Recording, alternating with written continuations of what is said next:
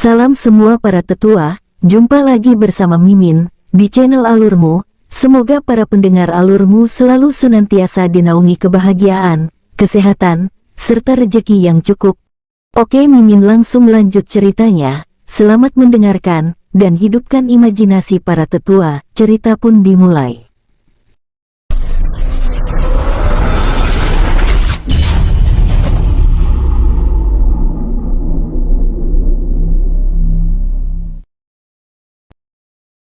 Terlihat jelas luka cambuk, sayatan pedang maupun luka lebam di setiap tubuh Ling Mei. Tangan Bai'an tiba-tiba terkepal berusaha menahan diri. Aku akan membalas ini 1000 kali lipat lebih menyakitkan, terlebih ke monster jelek. Aku akan memusnahkan semua rasmu di alam dewa inti kelak. Aku tak peduli mereka mau lemah atau tidak. Aku tak peduli mereka setengah dari rasmu atau tidak. Kini aku membenci rasmu dan aku bersumpah akan memusnahkannya dimanapun ia berada. Kata-kata Bai'an ini terdengar sangat dalam. Matanya yang biru berubah menjadi emas, tapi tak lama matanya berubah menjadi biru kembali. Mata Bai'an berubah menjadi biru saat mendengar sebuah suara. "Siapa kau? Dari auramu kau bukan bagian dari mereka," tanya seorang pria dengan nada cukup dingin. Bai'an mulai meneteskan air mata saat mendengar pertanyaan itu. Yang bertanya tak lain adalah ayahnya Bai Chen. Mendengar pertanyaan dari Bai Chen, semua tahanan yang tak lain keluarganya langsung mengangkat kepala, lalu melirik ke arah Bai'an. Cukup banyak dari mereka yang curiga dengan kedatangan Bai'an. Pasalnya orang yang biasanya datang adalah Ling Qiye seorang, tidak ada lagi yang datang selain dirinya. Bai'an yang mendengar itu tak ingin menunda lagi, ia langsung melambaikan tangannya untuk membebaskan semua orang tanpa membuka identitasnya terlebih dulu. Jika ia membuka identitasnya, ia yakin drama pasti akan terjadi dan itu membuat ia lebih lama di tempat ini. Wos, dalam sekejap semua orang pulih. Tubuh mereka yang penuh luka langsung tertutup sendiri. Setelah itu Bai'an kembali mengayunkan tangannya 2 kali. Prak, piar. Semua rantai yang mengikat keluarga Bai'an langsung terlepas, kemudian menghilang dari sana bersama Bai'an. Bai'an juga tak lupa membuat tubuh tiruan sebelum kepergiannya menggunakan benda yang ada di cincin penyimpanannya. Cukup jauh dari pusat alam Dewa Emas, muncul pusaran yang cukup kencang. Wos, tak lama Bai'an muncul bersama keluarganya. Tak lupa Bai'an kini memangku ibunya yang terlihat energinya terkuras habis akibat disegel dan disiksa. "Hei, lepaskan istriku!" Sebuah teriakan langsung menggema. Teriakan tersebut tak lain dari Bai Chen. Ia kini mengambil ancang-ancang untuk menyerang Bai'an yang kini bersama Ling Mei. Bai'an hanya bisa menggeleng melihat bagaimana tingkah agresif ayahnya. Sementara Ling Mei hanya diam, ia terlihat nyaman berada di pangkuan orang misterius ini. Ia merasa berada di dekat putranya Bai'an. Saat Bai'an ingin membuka tudungnya, sebuah kilatan datang dari jauh. Wos, Duan Du muncul sambil tersenyum bahagia. Ia melirik ke arah ayah angkatnya Bai Chen. "Hehehe, kau tak tahu terima kasih, sudah beruntung dibebaskan, tapi malah kau kasar terhadap kami. Sungguh tak tahu untung," dengus Duan Du memanas-manasi. Benar saja, Bai Luan dan Bai Lin Yin datang untuk menenangkan hati Bai Chen agar tidak gegabah. Mereka juga berbisik jika kedua orang di depannya ini bukan orang biasa. Bai Chen cukup mengerti maksud dari ayah dan bibinya. Lihat saja dari orang ini datang, tidak ada yang bisa merasakan kehadirannya. Terlebih ia bisa dengan mudah menghancurkan rantai yang telah mengikat mereka bertahun-tahun. Bai'an hanya bisa menggeleng saat melihat kelakuan adiknya. "Hei, apa kau ingin disiksa?" kata Bai'an langsung membuka tudungnya. Wos, secara kebetulan saat Bai'an membuka tudungnya, sebuah angin cukup kencang menerpa wajah mereka semua. Mata semua orang melotot saat mendengar maupun melihat siapa yang kini berdiri di hadapan mereka. "Aner, kaukah ini?" Sebuah suara yang berasal dari ibunya langsung memecahkan keheningan. "Apakah ini benar? Apakah kau benar Aner?" tanya Bai'an, Bai Yun dan Bai Yin yang tak lain adalah kakaknya Bai'an. Aku pasti bermimpi, ini pasti bukan Aner." kata Bai Sao dan Bai San paman Bai An. Sementara Bai Chen dan Bai Luan langsung maju ke arah Bai An. Setelah menyentuh wajah Bai An yang hanya diam, barulah ayah dan kakek Bai An mengeluarkan air mata, lalu memeluk Bai An. Melihat apa yang dilakukan oleh Bai Chen dan Bai Luan, kini semua orang mulai menangis lalu menghampiri Bai An dan memeluknya satu persatu. Bai An hanya bisa tersenyum berusaha menahan sedih dan amarah dalam hatinya. Setelah itu Ling Mei mulai bertanya, "Aner, kemana saja kau selama ini? Apakah kau baik-baik saja? Tidak ada yang menindasmu kan?" Tanya Ling Mei bertanya dengan wajah tegas di pangkuan Bai An. Orang-orang yang mendengar itu termasuk Bai An hanya bisa menggeleng dalam hati. Bagaimanapun keadaan seorang ibu, walaupun memprihatinkan, mereka pasti lebih mementingkan keselamatan putranya lebih dulu. "Aku baik-baik saja, Bu. Kau lihat bukan, aku sehat dan bisa membebaskan ibu. Dan juga aku ingin membuat mereka yang melukai ibu maupun yang lainnya membayar 1000 kali lipat lebih menyakitkan," jawab Bai An tersenyum, lalu ia tiba-tiba berubah mengerikan. Hal itu membuat semua orang bergidik ngeri termasuk ayahnya, tapi ada pengecualian itu adalah Ling Mei. Ia kini tersenyum mendengar amarah putranya. "Sudah tidak perlu membalas, kita hidup damai saja itu sudah cukup," kata Ling Mei mengelus rambut Bai An. Merasakan kehangatan tiada taraf, Bai An mengangguk patuh. Semua orang yang melihat itu tersenyum bahagia. Termasuk Duan Du, ia meneteskan air mata kebahagiaan, tingkah nakalnya kini telah hilang untuk sementara. Tapi tak lama, Bai Chen, Bai Luan, Bai Sao, Bai Yun dan Bai Yin langsung melirik ke arah Duan Du dengan senyum menyeramkan. Menyadari hal itu, Duan Du langsung bergidik ngeri. Ia telah merasakan bagaimana siksaan yang ia alami dulu di klan Bai saat berbuat onar lalu tertangkap. Karena terlalu panik, saat Duan Du ingin melesat, ia tak menyadari jika Bai An sudah mengikat kakinya.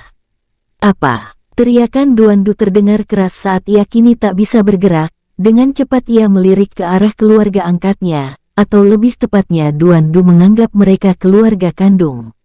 "Kakak, lepaskan adikmu ini, apa salahku sehingga kau selalu ikut campur?" teriak Duan Du memasang wajah cemberut serta ketakutan saat melihat ayah, kakek, kakak, dan pamannya perlahan mendekat. Orang-orang yang melihat itu mulai tertawa, terlihat mereka tertawa lepas seolah beban yang mereka tanggung selama ini telah tiada. Bai An dan Duan Du yang menyadari hal itu diam-diam tersenyum bahagia, kebahagiaan inilah yang mereka nanti-nantikan dari dulu. Tapi tak lama terdengar suara teriakan tersebut tak lain dari Duan Du yang berpura-pura kesakitan disiksa. Ling Mei yang kini telah lepas dari gendongan putranya menatap wajah Bai An lekat-lekat. "Nak, kau ternyata telah dewasa dan kau kini sangat mirip dengan pendiri klan Ling." Bai An yang sudah tahu tentang hal itu langsung berpura-pura mengerutkan keningnya, agar ibu tidak curiga. Melihat reaksi putranya Ling Mei langsung tersenyum, lalu menceritakan sedikit tentang berdirinya klan Ling. Bai An langsung duduk menjadi pendengar setia. Tak terasa 3 jam mereka semua telah di sana, dengan kebahagiaan karena telah berkumpul dan bebas. Saat ini Bai An dan Duan Du berniat mengajak mereka ke titik pertemuan, tapi berpikir bagaimana cara agar ibunya tak tahu jika mereka berencana balas dendam. Setelah menghubungi Yu Fan dan bertanya siapa saja yang telah datang, Bai An dan Duan Du tersenyum, karena Bai En kakaknya kini telah ada di sana. Tak lupa juga Bai An meminta kediaman sederhana untuk keluarganya kepada Yu Fan, agar sesampainya di sana, mereka tak perlu berlama-lama mencari. Saat Bai An ingin bicara, Duan Du yang cukup penasaran langsung bertanya, "Ibu, ayah, di mana kakak ipar?" Mendengar itu, semua orang heran, sementara Bai An langsung menutup mulut Duan Du dengan kesal. "Kakak ipar siapa, Duer?" Ling Mei orang yang dekat dengan Bai An dan Duan Du langsung mendekat dengan mata menyelidik. Sementara Bai An dengan cepat memberitahu Duan Du melalui telepati. Ingatan mereka tentang Musyair telah dihilangkan. "Jadi buat alasan, jika tidak aku akan menyiksamu hidup-hidup," ancam Bai An. Tubuh Duan Du langsung lemas, dengan cepat ia berkata, "Ah, itu dia. Aku lupa jika kekasih kakak saat ini sedang bersama Bibi Bai Lin Sui," kata Duan Du tiba-tiba. Seketika mata semua orang langsung mengarah ke Duan Du. "Di mana Sui Er?" tanya Bai Lin Yin. "Siapa nama kekasih Aner?" tanya Ling Mei, Bai Chen dan beberapa orang dari klan Bai. Duan Du kini tak tahu harus menjawab apa saat deretan pertanyaan menghampirinya satu persatu. Sementara Bai An langsung menyumpahi Duan Du karena asal bicara, tapi ia kini cukup aman karena tidak ada yang mendekat dan bertanya padanya. Tapi yang Bai An dan Duan Du tidak tahu, saat ini memang Bai Lin Sui ada di alam Dewa Emas bersama He Yuxi, adik Fang Hou dan Si Xing, orang yang Bai An temui pertama kali di dunia kekacauan surgawi. Apakah tidak bisa kalian bertanya nanti saja, karena saat ini kita harus pergi. Aku takut musuh akan curiga lalu mengejar kita, kata Bai An mencari alasan. Seketika semua keluarga Bai An berhenti membanjiri Duan Du dengan pertanyaan, lalu melirik ke arah Bai An sambil mengangguk. Duan Du langsung merasa lega, tapi dengan cepat Ling Mei menjerat leher Duan Du menggunakan tangannya. "Jangan berpikir untuk lari, karena aku ingin mengetahui siapa pasangan kakakmu Bai An," kata Ling Mei tersenyum menyeramkan. Bai Chen dan putra-putrinya yang melihat itu langsung mengalihkan pandangan, karena takut terlibat masalah jika ikut campur. Duan Du yang melihat ke semua keluarganya kini mengalihkan pandangan, tidak ada yang mau membantu langsung memasang wajah jelek. Sementara Bai An langsung mengayunkan tangannya, ratusan benang energi lalu mengikat semua keluarganya dan diselimuti oleh energinya. Tak lama Bai An langsung menghilang bersama keluarganya. Tidak terlalu jauh dari lokasi Bai An, tepatnya adalah ibu kota Kekaisaran Ling. Saat ini Yufan, Bai En, Lang Zai, Pixiu, Huang Feng, Long Yuan, Hei Long Fang Hu, Chen Tian, Liu Fang dan para bawahan Bai An sedang mendiskusikan berita yang Yufan dapat. Untuk lokasi sudah kita dapatkan, tapi seperti yang Tuan Muda bilang, jangan sampai mereka tahu jika kita sedang melakukan rencana balas dendam, apalagi itu ibu Tuan Muda, kata Yufan melirik ke arah Bai En. Benar, ibu sangatlah keras kepala, jika ia sudah bicara satu hal, maka tidak ada yang bisa mengubah pendiriannya, walaupun itu demi kebaikan semua keluarganya, sambung Bai En. Long Yuan dan yang lainnya mengangguk paham. Jadi jika Tuan Muda datang, jalani saja layaknya kita hidup damai, tanpa ada yang mencurigakan. Sementara saudara Fang Hou dan Yufan nanti memberitahu anggota kelompok pembantai, untuk tidak melakukan sesuatu yang berkaitan dengan Tuan Muda, dan juga kelompok pengemis kumuh melakukan hal yang sama, kata Long Yuan menatap ke arah Yufan, Fang Hou, lalu menatap ke arah Hei Long, Huang Feng, Xinting dan Santeng. Mereka semua langsung mengangguk paham. Lalu aku bersama Tuan Muda Bai En akan menyambut mereka, sementara yang lain akan menunggu yang lain tiba. Long Yuan kembali bersuara sambil melirik ke arah Lang Zai, Pixiu dan yang lainnya. Sekali lagi semuanya mengangguk, setelah itu mereka semua bubar termasuk Long Yuan, Bai En, Chen Tian dan Liu Fang yang ikut menyambut keluarganya. Tep-tep. Bai An kini mendarat tepat di tempat yang telah ditandai oleh Long Yuan. Terlihat juga Long Yuan, Bai En, Chen Tian, Liu Fan dan ada juga beberapa orang tambahan ikut menunggu, seperti Shen Linlin dan Jing Ling. Bertepatan dengan Bai An mendarat, suara teriakan terdengar lantang. Ibu, Ling Mei yang familiar langsung mengalihkan pandangan ke asal suara. Seketika ia menjatuhkan air mata saat melihat putranya yang telah lama menderita juga. Duan Du langsung menghela nafas lega saat dekapannya dilepas, namun Bai Chen kembali mendekapnya agar ia tidak bisa kabur. Hal itu membuat Duan Du setiap saat memasang wajah jelek. Sementara Bai En langsung melesat memeluk Ling Mei. Isak tangis kebahagiaan kembali terjadi. Para saudara Bai An juga ikut bahagia saat melihat itu yang kini bersembunyi di balik bayang-bayang. Cukup lama berdiri di sana, Bai An langsung mengajak semuanya masuk. Tep-tep, saat sudah di dalam, berbagai hidangan sudah tersedia, mereka semua lantas duduk. Bai An juga menyuruh Long Yuan, Chen Tian, Liu Fang, Jing Ling dan Shen Linlin ikut duduk. Saat pandangan mata Bai An mengarah ke arah para saudaranya yang bersembunyi di balik bayangan tembok, Bai An langsung menghela nafas. Kalian semua ikut juga berkumpul, jangan seperti itu akan membuat orang curiga, kata Bai An dengan santai. Seketika, Lang Zai, Hei Long, Pixiu dan yang lainnya keluar dengan wajah malu-malu. Bai Chen yang melihat itu langsung melambaikan tangannya. Ayo, jangan malu-malu, kita semua adalah keluarga, kata Bai Chen. Seketika mereka semua maju lalu ikut berkumpul.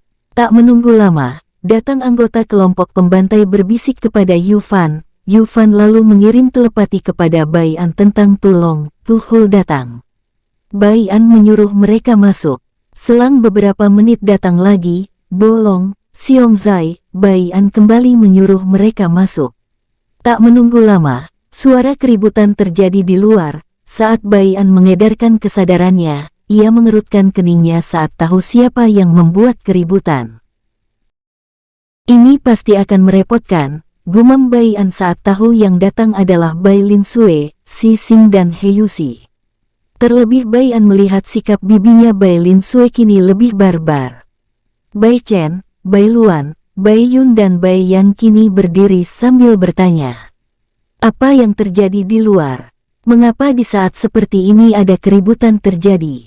Yu Fan dan Long Yuan langsung berdiri, mereka juga melihat ke arah Bai An karena sudah tahu siapa yang telah membuat keributan. Terlebih Fang Hu kini terlihat sangat malu, saat tahu jika yang membuat keributan adalah adiknya. Biar aku yang akan mengurusnya ayah, itu adalah bibi Lin Sui, kata Bai An. Mendengar itu, Ling Mei yang sedang menginterogasi Duan Du langsung berdiri.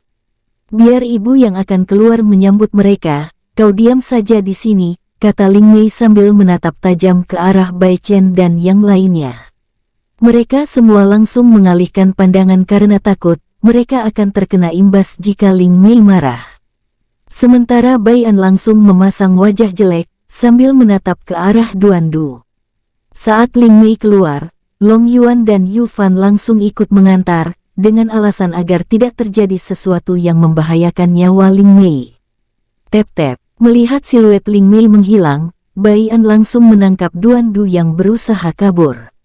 Tunggu aku menyiksamu terlebih dahulu, karena ulahmu ini masalah menjadi semakin ruwet, kata Bai An dengan nada kesal melalui telepati. Kak, ini salah paham, teriak Duan Du, ia langsung melirik ke arah kakaknya Bai Yin. Kak, bantu aku, kakak Bai An ingin mengulitiku hidup-hidup, kata Duan Du dengan nada memelas, lalu pandangan Duan Du mengarah ke Bai Chen. Hal yang sama terjadi, Duan Du meminta bantuan kepada Bai Chen dan yang lainnya. Aner, kau jangan keterlaluan, meski adikmu nakal tapi jangan sampai kau menyakitinya berlebihan, ucap Bai Yin sambil memasang gaya berdecak, tangan Bai Yin kini berada di pinggangnya. Bai An yang melihat itu langsung tersenyum lembut. Kak, aku tidak menghukum Duer berlebihan, aku hanya ingin menyuruhnya berlari tanpa menggunakan energinya, agar ia tidak melakukan hal nakal lagi, kata Bai An dengan senyum lembut sambil melirik ke arah Duan Du. Benarkan Duer, kata Bai An. Bai An langsung menggerakkan tangannya yang dilapisi benang energi. Seketika kepala Duan Du mengangguk dengan sendirinya. Melihat itu Bai Yin langsung mengangguk dan setuju akan hal tersebut. Sementara di luar, saat ini Bai Lin Sui sedang mengamuk melawan kelompok inti pembantai. Terlihat 5 anggota inti kelompok pembantai sama sekali tidak melawan, melainkan hanya menghindar saja, karena kekuatan Bai Lin Sui tergolong lemah di mata mereka berlima. Terlebih mereka berlima mendapat pesan telepati jika Bai Lin Sui adalah bibi tuan muda mereka. Tolong berhenti Nona, ini salah paham, saudara kami tadi tidak tahu jika Nona keluarga tuan muda kami, ucap pria berjubah menggunakan nomor punggung 1. Bai Lin Sui mendengus, ia langsung mengayunkan pedangnya. Wus! Terbentuk pedang energi yang cukup besar melesat ke arah kelima anggota inti kelompok pembantai. Bom! Pedang energi hanya mengenai lantai, hal itu membuat Bai Lin Sui semakin beringas. Sementara Heyusi dan Sising tak mau kalah, mereka juga melawan masing-masing 5 anggota inti kelompok pembantai. Hingga terdengar sebuah suara lembut. "Hentikan!" Suara itu mampu membuat ketiga wanita tersebut berhenti. Bai Lin Sui yang melihat itu langsung berteriak, "Kakak Mei!" Tanpa menunggu lama Bai Lin Sui melesat memeluk Ling Mei. Ling Mei pun langsung merentangkan tangannya lalu memeluk Bai Lin Sui juga. Setelah puas berpelukan, tatapan mata Ling Mei langsung melirik ke arah Heyusi. Saat melihat Heyusi yang cukup tua, Ling Mei langsung menepis pikirannya lalu melirik ke arah Sising. Saat melihat Sising yang cukup cantik, Ling Mei tersenyum lembut. "Apakah kau yang dimaksud Duer adalah pasangan Aner?" Tanpa menunda lagi, Ling Mei langsung bertanya karena penasaran. Sising yang mendengar itu, wajahnya seketika memerah saat ia ingin menjawab tidak. Bai Lin Sui langsung berkata, "Benar, dia adalah kekasih Aner." Bai Lin Sui langsung tersenyum lebar karena tahu jika Sising ini menyukai keponakannya Bai An. Terlebih Bai Lin Sui sudah mengetahui sikap Sising, mereka bertiga telah melakukan perjalanan cukup panjang dan saling membantu satu sama lain. Ling Mei yang mendengar itu mengangguk lalu menyuruh Sising ke arahnya. "Ayo ke sini, kita lebih baik masuk terlebih dahulu lalu mengobrol di dalam," ajak Ling Mei. Mereka bertiga seketika mengangguk mengikuti Ling Mei masuk ke dalam. Terlihat keempat wanita itu tidak terlalu peduli dengan area sekitar yang telah rusak parah. Saat melihat keempat wanita sudah tidak terlihat, Yu Fan dan Long Yuan yang tadi mengikuti Ling Mei langsung berkata, "Perbaiki semua kerusakan ini dengan cepat, jangan takut masalah uang." Semua anggota inti kelompok pembantai langsung mengangguk, lalu salah satu dari mereka pergi. Sementara Long Yuan dan Yu Fan langsung pergi menyusul keempat wanita tersebut. Long Yuan saat berjalan tak lupa memberitahu apa yang ia lihat tadi, saat Ling Mei berbicara kepada ketiga wanita. Long Yuan memberitahu kepada Bai An melalui telepati. Bai An yang mendapat informasi itu langsung memasang wajah jelek. Bai Yun yang tidak sengaja melihat itu langsung bertanya, "Ada apa Aner?" Suara Bai Yun cukup besar hingga membuat yang lainnya melirik ke arah Bai Yun dan Bai An. "Ah, tidak ada, aku hanya mendapat informasi dari saudaraku, jika mereka saat ini datang terlambat, hal itu membuatku sedikit kesal," jawab Bai An. Mendengar itu, mereka semua mengangguk paham, tapi berbeda dengan Bai Chen dan Bai Luan karena cukup tahu sifat Bai An. Mereka berdua langsung mendekat lalu berbisik, "Apa ini karena ucapan Duer yang salah ucap tadi?" Mendengar itu, Bai An mengangguk dengan berat. "Apa yang kakek dan ayah ucapkan benar, sekarang mereka dalam perjalanan ke sini, terlebih ibu cukup menyukai Sising," kata Bai An menghela nafas berat. Bai An kini tak tahu harus bagaimana, jika ia memberitahukan yang sebenarnya kepada ibunya, maka ia takut ibunya akan kecewa. Hal itu tidak Bai An inginkan. Sementara Duan Du hanya bisa tersenyum dalam hati, dan ia cukup terhibur saat melihat wajah kakaknya Bai An kini tidak berdaya saat mendapat masalah. Tep-tep, tanpa menunggu waktu lama, Ling Mei, Bai Lin Sui, Heyusi dan Sising masuk. "Aner, kakek, kakak, aku datang." Teriakan Bai Lin Sui yang menggema membuat semua orang mengalihkan pandangan ke arah Bai Lin Sui. Bai An termasuk salah satunya, ia kini melirik ke arah ibunya bersama Sising yang terlihat malu-malu saat diajak bicara. "Ini sungguh merepotkan," gumam Bai An. Setelah semua orang berkumpul, kini mereka semua memulai acara pesta berkumpulnya seluruh keluarga Bai An, salah satunya ada juga anggota klan Ling yang masih setia, tentu saja Bai An mengenal mereka juga. Saat ini mereka semua yang menunggu seseorang mulai bicara, untuk pembuka acara makan-makannya. Bai An yang melihat semua orang diam langsung melirik ke arah ayahnya, ayahnya malah melirik ke kakeknya. Bai Luan yang dilirik langsung mengangguk santai. "Baiklah, tidak perlu basa-basi, karena aku adalah yang tertua maka aku akan langsung saja, kita makan dan minum sampai puas," teriak Bai Luan dengan semangat. Seketika semua orang mengambil makanan yang telah tersedia, bahkan beberapa pelayan bolak-balik membawa makanan karena yang ada di meja sudah habis dalam sekejap. Pagi harinya, aula tempat mereka pesta kini telah sepi, semua orang telah kembali ke kamar yang telah disediakan oleh Yufan. Sementara di tempat yang cukup indah, saat ini Bai An dan Ling Mei saling tatap. Kau harus menikahi Singer apapun yang terjadi, aku tidak mau tahu apapun alasanmu Aner, kata Ling Mei dengan nada serius. Bai An yang mendengar itu hanya bisa menghela nafas berat, padahal Bai An sudah menjelaskan kesalahpahaman yang terjadi, ia juga memberitahu Duan Du saat salah bicara. Tapi apa? Ibunya kini tak mau tahu, ibunya juga terlihat sudah menyukai Sising, terlebih ibunya juga tahu jika Bai An dulu pernah mengintip Sising mandi. Dari mana Ling Mei tahu? Tentu saja dari Bai Lin Sue. Sising tidak berani bicara seperti itu di depan Ling Mei. Berbeda dengan Lin Sue, ia cukup blak-blakan bicara apapun di depan orang ramai. Bai An kini terlihat merenung, ia kemudian mengangkat kepalanya. Baiklah, tapi ibu harus tahu ini dulu, aku tak ingin menyakiti hati seorang wanita karena mereka mengira aku egois, yang tak pernah puas dengan satu wanita, kata Bai An. Tanpa membiarkan ibunya memberi jawaban, Bai An langsung menghapus segel yang menyegel tentang ingatan Mu Xiaer. Ling Mei yang tiba-tiba mendapatkan ingatan itu langsung meneteskan air mata. Ling Mei sudah menduga akan hal itu, karena saat ia bebas, ia merasa ada yang kurang, ternyata apa yang menjadi kekhawatirannya selama ini benar, yang kurang adalah Mu Xiaer. Di mana Xiaerku? Tanya Ling Mei kini mulai menangis.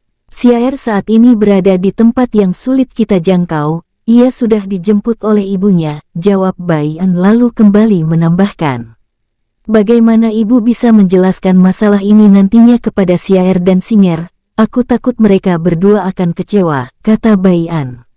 Terlebih lagi, ada juga wanita yang aku anggap telah menjadi istriku, gumam Bai An dalam hati saat mengingat wanitanya yang direbut paksa oleh penguasa yang tak lain adalah ayah sang wanita. Kini Ling Mei merenung, tak lama ia tersenyum lebar. Untuk masalah itu kau tenang saja, karena ini adalah urusan wanita, yang penting kau bersedia. Oh tidak, kau harus bersedia, kekeh Ling Mei lalu bangun dan berjalan meninggalkan Bai An yang kini memasang wajah berkedut-kedut. Apa yang dipikirkan ibu? Ini bukan ibu yang selalu dingin, tapi ini adalah sosok yang sedikit barbar dan menyeramkan, gumam Bai An sedikit bergidik jika menyangkut ibunya. Tak lama Bai An melirik ke arah utara. Apakah kau puas tertawa? Dengus Bai An. Wus. Duan Du muncul sambil menggaruk kepalanya yang tidak gatal, tapi jika dilihat secara teliti, ia terlihat bahagia atas penderitaan kakaknya ini. Kak, yang lain telah menunggu, ucap Duan Du tanpa basa-basi. Bai An dan Duan Du seketika menghilang, tak lama siluet mereka terlihat. Tep-tep, terlihat sebuah bangunan tua namun masih kokoh. Bangunan ini terletak di bagian barat tengah dari Istana Kekaisaran Ling, pusat alam Dewa Emas. Tanpa basa-basi, Bai An dan Duan Du masuk. Mereka telah disambut oleh dua anggota inti kelompok pembantai dan dua kelompok pengemis kumuh. Mari Tuan Besar, Tuan Muda, saya antar, kata salah satu dari mereka langsung bergegas menunjukkan jalan. Bai An dan Duan Du hanya mengangguk, walau mereka tahu jalan, tapi mereka berdua tetap mengikuti ucapan pria tua tersebut, mereka berdua menghargai usaha pria tua itu. Tep-tep, pria tua itu langsung membuka pintu, diikuti oleh Bai An dan Duan Du. Saat berada di dalam, pria tua itu langsung melayang lalu menarik sebuah benang tipis. Seketika sebuah gemuruh terdengar, itu adalah suara pintu yang terbuat dari baja yang sangat berat. Dret-dret, setelah pintu baja terbuka, pria tua langsung berjalan sambil mengiring Bai An dan Duan Du. Tep-tep, mereka terus berjalan hingga pria tua berhenti di tengah lorong. Pria tua langsung menekan tombol di tembok sebelah kiri. Setelah itu sebuah pintu kembali terbuka. Pria tua tetap berdiri, ia mempersilahkan Bai An dan Duan Du masuk karena tugasnya hanya di sini. Bai An mengangguk, ia berjalan masuk sambil melempar sebuah botol pil. Seraplah pil tersebut, maka kau akan menembus belenggu yang selalu menghambat kultivasimu, Kak Bai'an. Mata pria tua tersebut langsung cerah, ia langsung membungkuk dengan tulus sambil mengucapkan rasa terima kasih yang besar. Bai'an hanya melambaikan tangannya santai. Tep-tep. Bai'an menatap semua saudara dan bawahannya yang kini mulai berdiri menyambut Bai'an. Tuan muda, kenapa kau lama sekali, dengus Tulong. Di belakang Tulong kini ada dua dan bersaudara, tapi Bai'an tidak melihat pria muda berumur 20 tahunan itu. Bai'an hanya mengangguk mengerti mengapa dia tidak ada, itu karena Tulong kini telah cukup jeli sekarang. Bai'an kemudian mengalihkan pandangannya ke arah Tuhul, Long Yuan dan Yu Fan. Bagaimana? Apa rencananya telah diberitahu kepada yang lain? Tanya Bai'an melirik mereka bertiga. Tuhul, Long Yuan dan Yu Fan seketika mengangguk santai. Pelelangan akan dimulai 3 hari lagi. Aku telah menyuruh saudara Fang Hu sendiri yang mencari informasi siapa saja yang akan hadir, dan ternyata semua kekuatan akan hadir ke sini, termasuk kekuatan klan kuno tersembunyi, jawab Yu Fan. Sementara Long Yuan langsung maju sambil berkata, aku telah menyuruh saudara Pixiu dan Lang Zai untuk memesan beberapa kamar VIP, VVIP yang akan kita tempati di tempat yang berbeda-beda. Saudara Lang Zai juga telah menyerahkan beberapa yang akan dilelang dari pemberian tuan muda, kata Long Yuan. Bai'an mengangguk, ia kemudian melirik ke arah Tuhul. Tuhul langsung maju, tuan muda.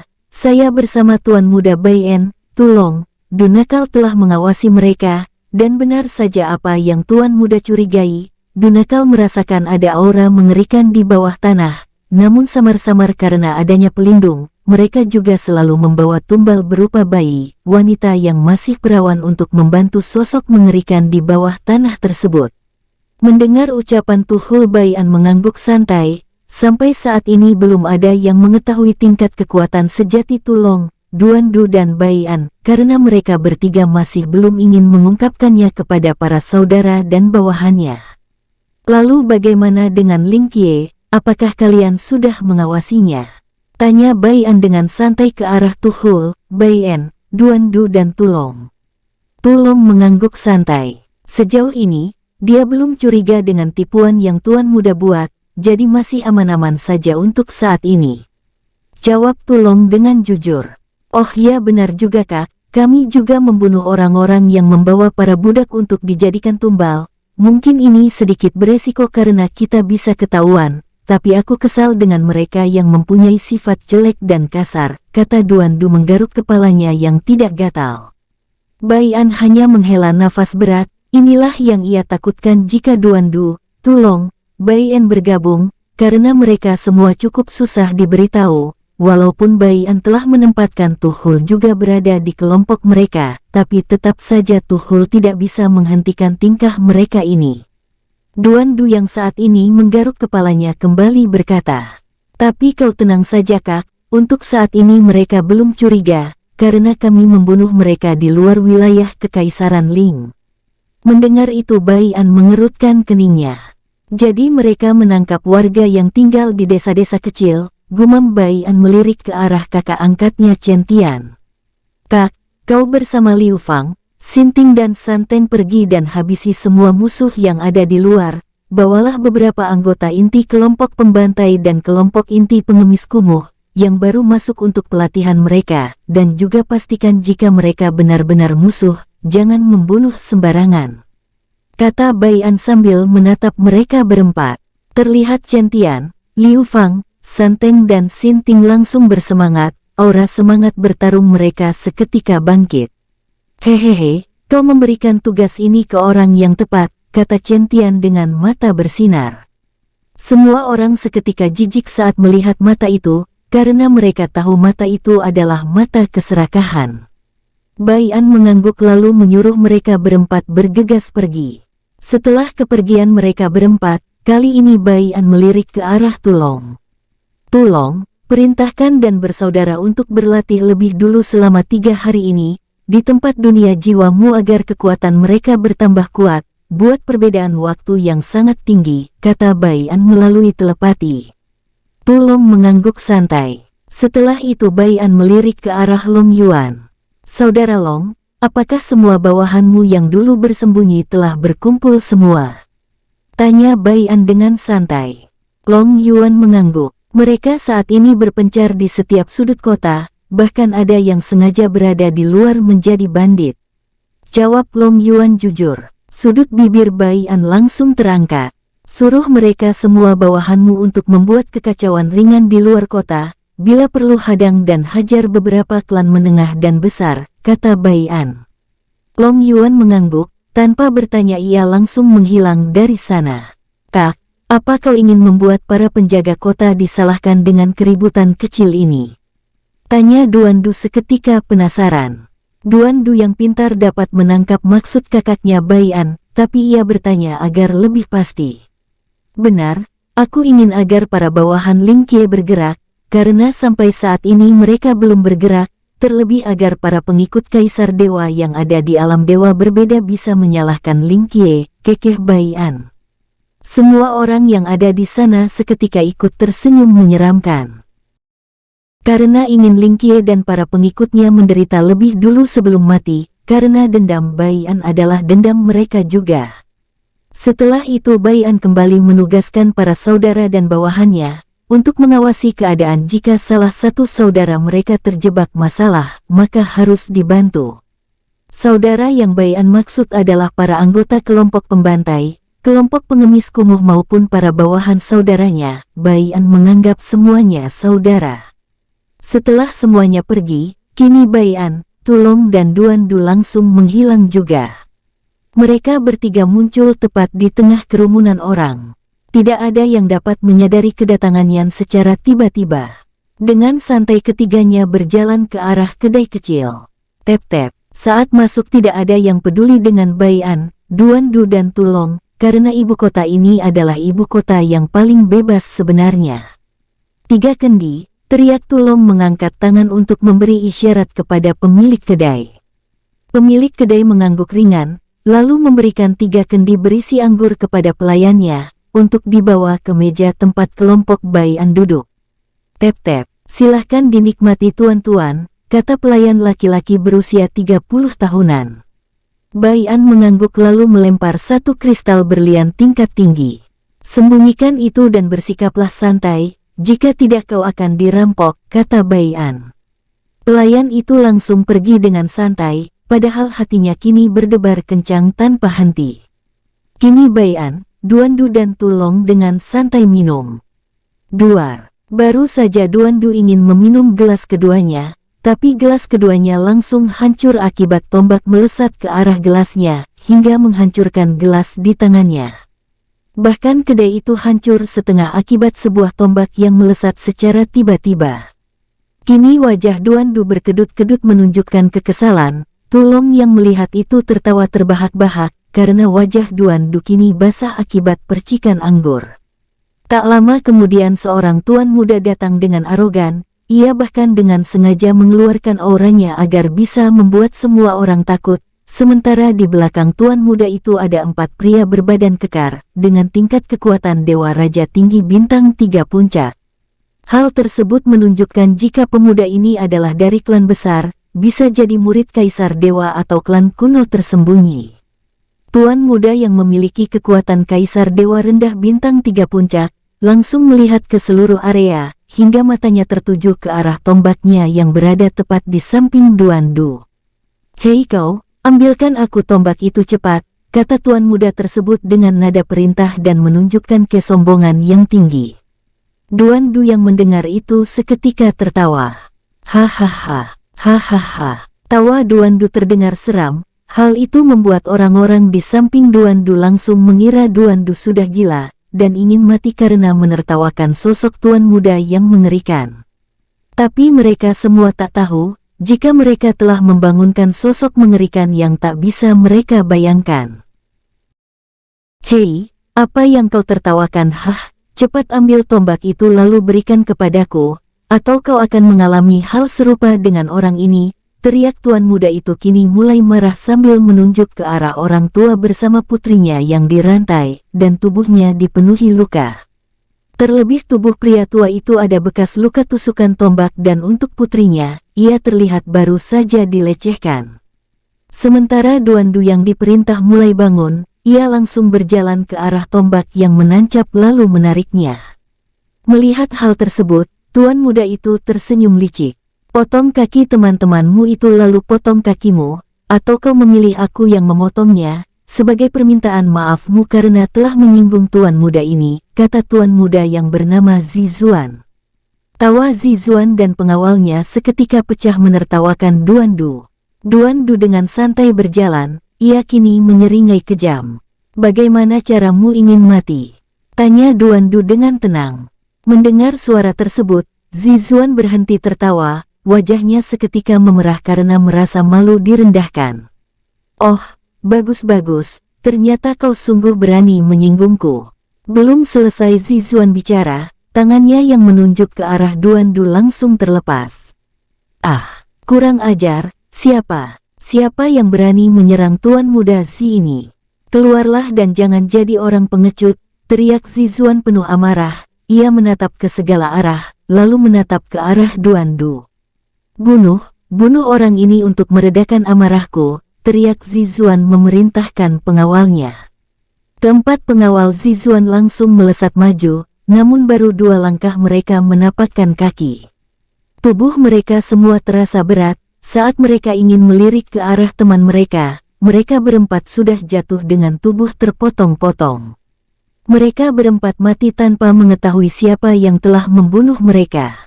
Orang-orang yang berada di kedai langsung lari ketakutan, karena mereka semua menyadari akan terlibat masalah jika tetap berada di dalam.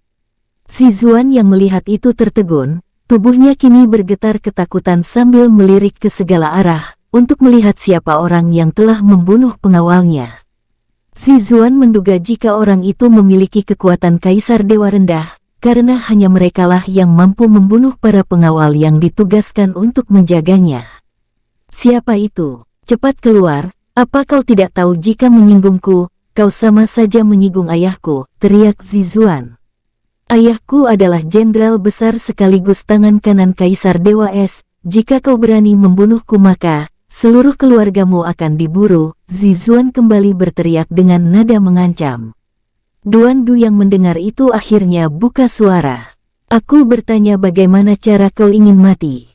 Aku tidak peduli siapa ayahmu, walau ia adalah seorang kaisar dewa sekalipun, aku tidak takut, kata Duandu dengan santai. Tangan Duandu kembali terayun, gerakan tangan Duandu sangat santai saat mengayunkan tombak tersebut, namun bagi orang-orang yang menonton, mereka sama sekali tidak dapat melihat gerakan tangan Duandu. Crash! Kedua kaki Zizuan seketika terpotong rapi. Ah, beraninya kau, tunjuk Zizuan meraung penuh amarah, ia merasa tak terima direndahkan begini, terlebih ia lebih tak terima ada seseorang yang lebih jenius dari dirinya, karena saat ini Zizuan melihat wajah asli Duandu. Duandu sengaja membuka tudungnya, namun hanya Zizuan seorang yang dapat melihatnya. Duandu kini tersenyum sambil berjalan ke arah Zizuan. Aku tanya sekali lagi, bagaimana cara kau ingin mati? Tanya Duandu kini dengan suara dingin. Duandu kembali mengayunkan tangannya. Kreh! Tangan kiri Zizuan langsung melayang, hal tersebut membuat Zizuan berteriak kesakitan, karena yang tersisa kini tubuh dan kepalanya saja. Zizuan kini sadar telah salah menyinggung orang, walau ia mengandalkan kebesaran nama orang tuanya, itu tak berpengaruh bagi pemuda yang ia anggap gila di depannya ini.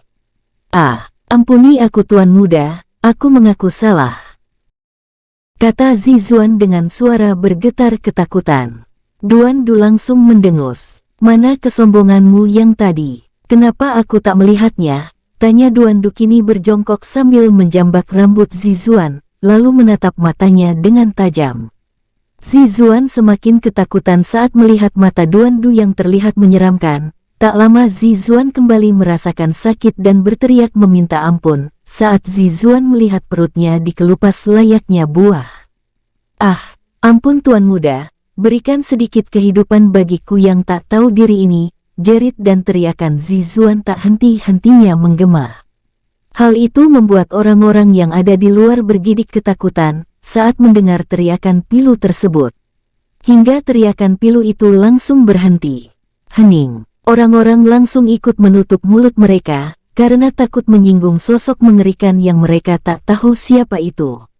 Mereka tentu tak menduga sosok mengerikan itu adalah Duandu, karena tak ada yang percaya jika itu adalah Duandu.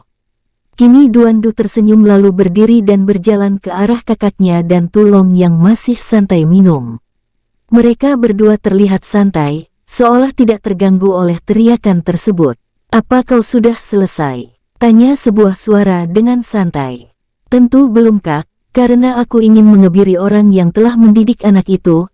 Aku yakin jika kelakuan anaknya tak jauh berbeda dengan orang yang telah mendidiknya," kekeh Duandu seperti orang gila. Baian yang mendengar itu langsung mengangguk santai. "Apa kau sudah melihat ingatannya?" tanya Baian kembali. "Sudah, kelompok mereka kini ada di penginapan Merak Emas. Mereka juga bersama Kaisar Dewa Es," jawab Duandu langsung tersenyum licik.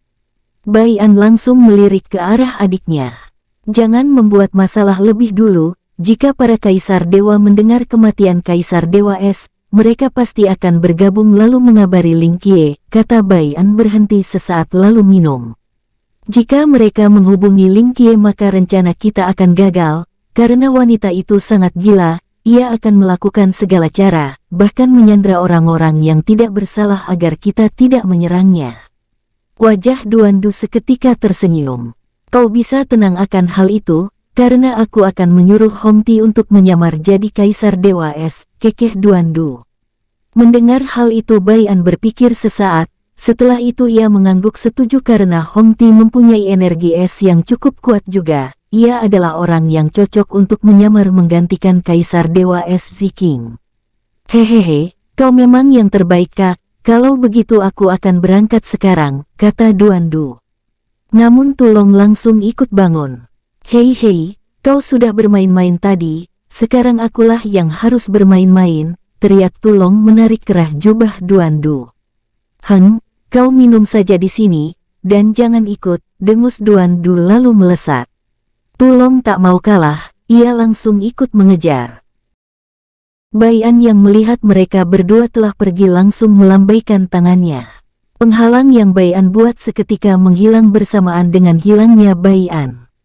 Orang-orang yang tidak bisa melihat adegan Duandu memutilasi Zizuan langsung masuk untuk melihat apa yang telah terjadi. Walau mereka tak bisa melihat, namun mereka dapat mendengar dengan jelas jeritan Zizuan yang memohon ampun. Baian sengaja membuat orang-orang yang mengintip dapat mendengar jeritan Zizuan agar beritanya menyebar.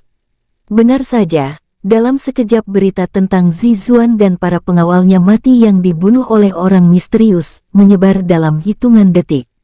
1 jam telah berlalu. Saat ini Baian telah duduk bersama keluarganya. Kini Baian terlihat diinterogasi oleh ibunya Ling Mei. "Apa kau yakin ini bukan ulahmu?" tanya Ling Mei yang sudah berkali-kali bertanya. "Iya Bu, ini bukan ulahku. Masa putramu yang baik hati ini membunuh orang dengan kejam?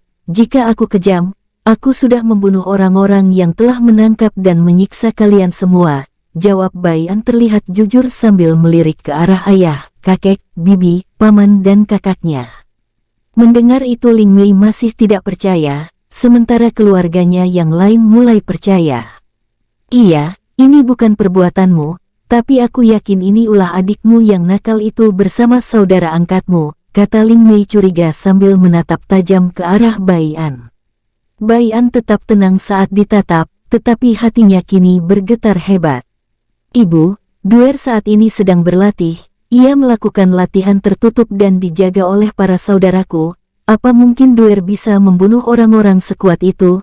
Tidak mungkin bukan? Dan juga tidak mungkin para saudaraku yang melakukannya, karena mereka semua mendengar apa yang aku ucapkan. Walau Long Yuan adalah yang terkuat yang kini telah mencapai Kaisar Dewa Tinggi Bintang 3 Puncak, tapi ia sangat patuh terhadapku sebagai saudaranya. Ia sangat menghormatiku," kata Baian kini dengan suara tegas. Ling Mei yang mendengar itu langsung bangun. "Berani sekali kau kasar dengan ibumu. Mulai saat ini kau dilarang keluar dan juga kalian, kata Ling Mei terlihat ganas melirik ke arah suami dan keluarganya. Kalian cepat cari bocah nakal itu bersama Tulong dan seret mereka ke sini, cepat, teriak Ling Mei. Seketika semua orang yang tadinya ramai langsung menghilang, yang menghilang hanyalah para laki-laki. Sementara yang wanita hanya diam sambil tersenyum merasa menang, karena bisa membuat pihak laki-laki lari ketakutan.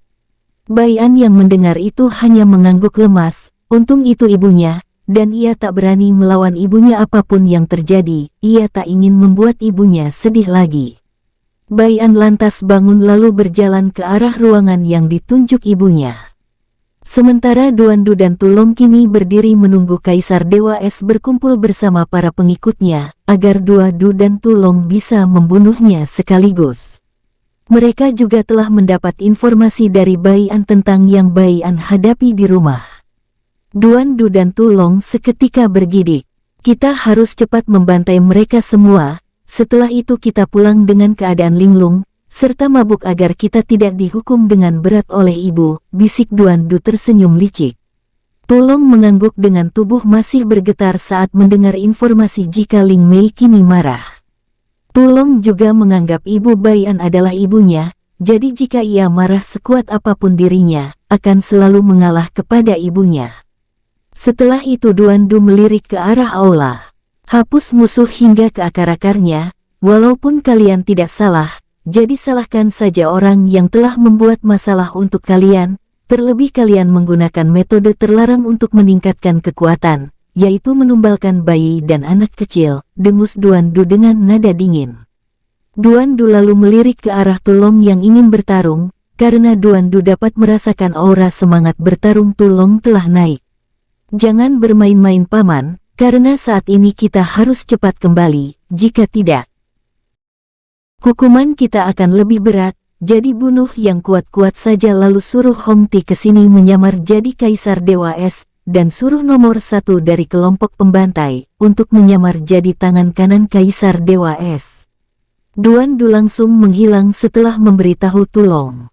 Tulong langsung lemas, namun dengan cepat ia ikut melesat karena ucapan Duan Du ada benarnya. Kini Duan Du dalam sekejap muncul di depan Kaisar Dewa Es.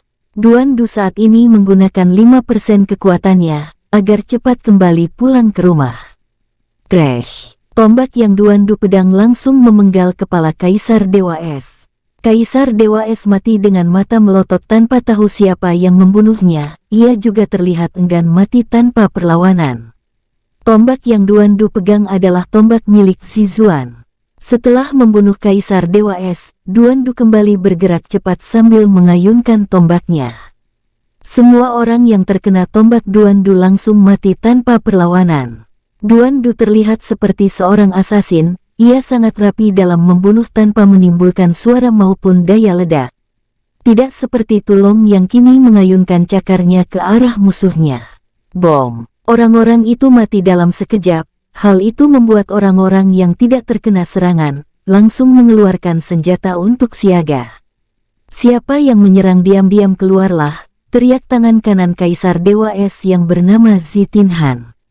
Namun baru saja Zi Tinhan berteriak, sebuah cakar energi langsung melesat dengan cepat ke arahnya. Zi Tinhan bahkan tidak sempat melawan hingga kematiannya. Kini Zi Tinhan mati dengan tubuh hancur bersama orang-orang di sampingnya. Suara ledakan akibat perbuatan Tulong menyebabkan para pengikut Kaisar Dewa Es yang berada di bawah, langsung naik sambil mengeluarkan senjatanya masing-masing. Namun saat mereka sudah ada di dalam, mulut para pengikut Kaisar Dewa Es terbuka lebar. Apa yang mereka lihat kini hanyalah orang-orang yang santai berdiri sambil minum. Hal itu membuat para pengikut Kaisar Dewa Es bingung, mereka ingin bertanya tapi takut, karena orang-orang yang ada di dalam adalah orang dengan status tinggi, sedangkan mereka hanyalah status komandan saja. Hei, apa aku tidak salah dengar? Perasaan tadi ada sebuah ledakan besar tadi di sini, tapi kenapa di sini tidak terjadi apa-apa? Tanya salah satu dari 20 komandan yang naik. Jangan bertanya kepadaku, kau tahu bahwa kita semua di sini naik bersama, kata pria tua berambut putih dan janggut ungu. Akhirnya mereka semua turun ke bawah dengan pikiran bingung. Sementara Duan Du kini menghela nafas saat melihat orang-orang ini turun. Untung saja ia dengan cepat membuat ilusi yang dulu telah diajarkan oleh Bolong. Duan Du kini menatap ke arah Tulong dengan kesal, hal itu membuat Tulong terkekeh kecil. Kita lebih baik tunggu Hong Ti menuju ke sini bersama nomor 1 dan beberapa anggota kelompok pembantai, dan kelompok pengemis kumuh, dengus Duan Du ke arah Tulong. Tulong hanya menanggapi dengan mengangguk santai melihat sekelilingnya. Saat ini ia ingat jika mayat-mayat yang ia bunuh belum ia jarah, saat Tulong berpikir ingin mengambil barang berharga yang ada di cincin penyimpanan mayat-mayat yang ia bunuh. Tulong membeku, seolah ada angin menerpa wajahnya, dahinya berkerut naik ke atas. Tak lama ia melirik ke arah Duan Du yang kini tertawa mengejeknya, sambil memainkan puluhan cincin penyimpanan. Bocah nakal, cepat kembalikan, itu jatahku, dengus Tulong. Harta rampasan adalah siapa cepat dia yang dapat, kekeh Duan Du dengan nada mengejek. Wajah Tulong semakin jelek, Tulong langsung mendengus kecil lalu berjalan ke arah mayat Kaisar Dewa Es. Tep-tep, saat melihat kepala Kaisar Dewa Es, lebih tepatnya ke arah matanya yang melotot, Tulong terkekeh. Jangan mencari musuh yang tidak bisa kau lawan sama sekali. Inilah yang terjadi, pembantaian, gumam Tulong langsung melambaikan tangannya. Energi berwarna hitam langsung menghanguskan kepala Kaisar Dewa Es. 10 menit berlalu, tep-tep, Hong Ti langsung tiba. Saat ia muncul bersama puluhan orang, Hong Ti dan puluhan orang ini bergidik ngeri, saat melihat mayat bergeletak dan bercak darah membanjiri lantai yang mereka pijak. Salam Tuan Muda, salam Tuan Tu, sapa Hong Ti dan puluhan orang tersebut. Duan Du yang melihat itu hanya mengangguk santai. Tangan Duan Du langsung terayun dengan santai, seketika wajah Hong Ti dan semua orang langsung berubah. Hong Ti yang menyadari wajahnya kini telah berubah langsung mengeluarkan cermin, ia langsung mengangguk saat melihat dirinya kini sangat mirip dengan Kaisar Dewa Es, sama halnya dengan nomor 1, ia kini mirip tangan kanan Kaisar Dewa Es. Duan Du yang melihat itu langsung berkata, "Kalian pasti tahu apa yang kalian lakukan setelah ini dan seterusnya, aku berharap kalian tidak melakukan kesalahan yang membuat rencana gagal." Hong Ti dan semua orang langsung membungkuk lalu berkata dengan nada serempak, "Kami paham Tuan Muda." Duan Du langsung mengangguk sambil melirik ke arah Tulong, yang baru selesai membersihkan mayat-mayat yang bergeletak. Duan Du langsung mengangguk lalu menghilang bersama Tulong. Di saat yang bersamaan dengan menghilangnya Duan Du dan Tulong, saat ini salah satu bawahan Tulong, pemuda yang berumur 20 tahunan yang tak lain adalah Lang Du, kini melesat ke arah istana Kekaisaran Ling. Tep-tep, Lang Du terlihat melihat kiri kanan terlebih dahulu sebelum masuk, ia terlihat sangat hati-hati dalam bergerak. Saat Lang Du masuk, terlihat prajurit yang menjaga gerbang tidak menghentikannya, melainkan mereka menunduk hormat. Namun Lang Du dengan acuh tetap berjalan masuk. Hingga ia telah melewati pintu istana, Lang Du kini berdiri di depan Kaisar Dewa Kematian yang tak lain adalah bawahan Ling Qiye. "Apa yang kau dapatkan Jenderal Lang?" tanya Kaisar Dewa Kematian dengan santai. Lang Du tidak menjawab, melainkan ia menarik kulit di wajahnya hingga memperlihatkan sosok pria tua yang sangat jelek, dengan aura energi kematian yang cukup mengerikan. Sejauh ini belum ada informasi yang terlalu penting yang bisa membahayakan Yang Mulia Ratu, namun aku sedikit takut dengan orang yang menjadi tuanku ini, karena ia memiliki kekuatan Kaisar Dewa. Jika tidak dibunuh dengan cepat, maka itu bisa membahayakan Yang Mulia Ratu, kata Lang Du menunduk hormat. Kaisar Dewa Kematian yang mendengar itu mengerutkan keningnya. "Apakah sebegitu kuatnya orang ini hingga membuatmu takut berlebihan seperti ini?" tanya Kaisar Dewa Kematian yang kini mengerutkan keningnya, karena baru kali ini ia melihat tubuh Lang Du bergetar saat menyebut nama orang. Kaisar Dewa Kematian tentu saja harus bertanya.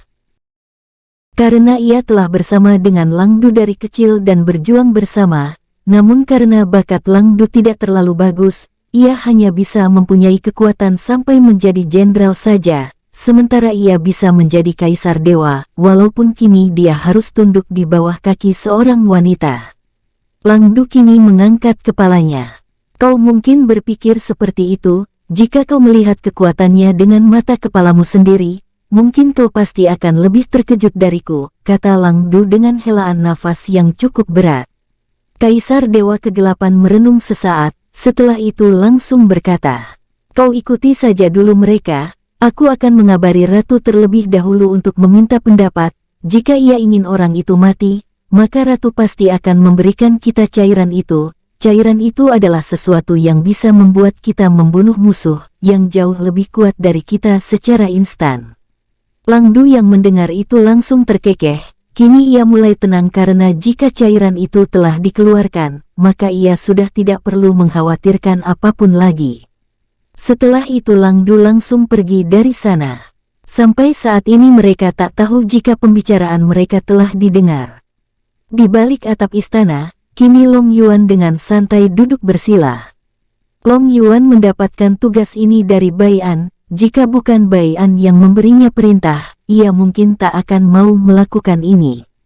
Terlebih tugas yang Bai An berikan ini, ia kini mendapat sedikit informasi yang cukup menarik untuk diberikan kepada Bai An secara langsung.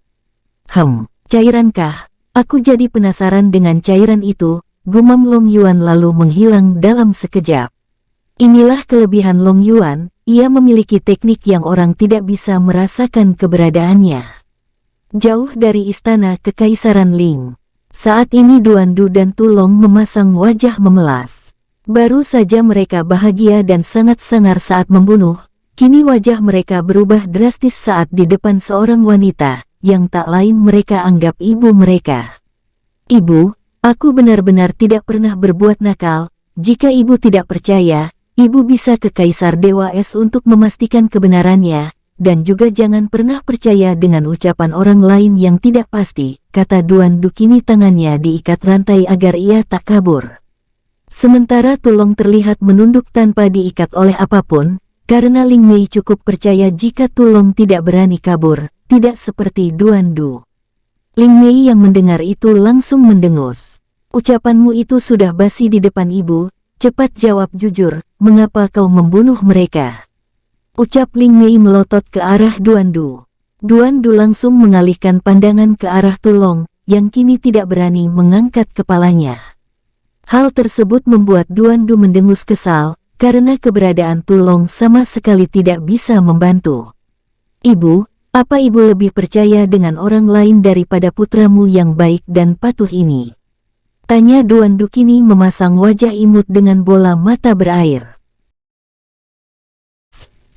Bersambung, sampai ketemu di episode selanjutnya. Semoga kalian semua selalu terhibur, dan terima kasih.